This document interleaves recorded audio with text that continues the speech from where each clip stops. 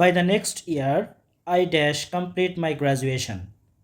এই ধরনের বাক্যে আমাদের যে বিশেষ অংশে খেয়াল রাখতে হবে সেটা হচ্ছে এই যে by the next year.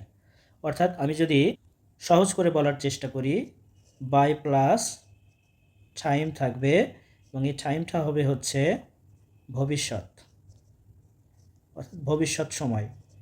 By যুক্ত ভবিষ্যৎ সময় যদি বোঝাই তাহলে এই অংশটাকে আমরা ফিউচার পারফেক্ট টেন্সে লিখব।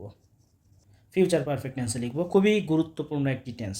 তাহলে এখন কথা হচ্ছে আমরা একটু যদি বিশ্লেষণ করি, বাই আছে এবং নেক্সট ইয়ার হচ্ছে ভবিষ্যৎ সময়। অর্থাৎ আমাদের অপশনে খুঁজতে হবে কোথায় ফিউচার পারফেক্ট টেন্স আছে। তো ফিউচার পারফেক্ট টেন্সের স্ট্রাকচার আমরা জানি, সাবজেক্ট থাকবে, তারপরে থাকবে হচ্ছে শ্যাল হ্যাভ অথবা উইল হ্যাভ, এরপরে যে V3।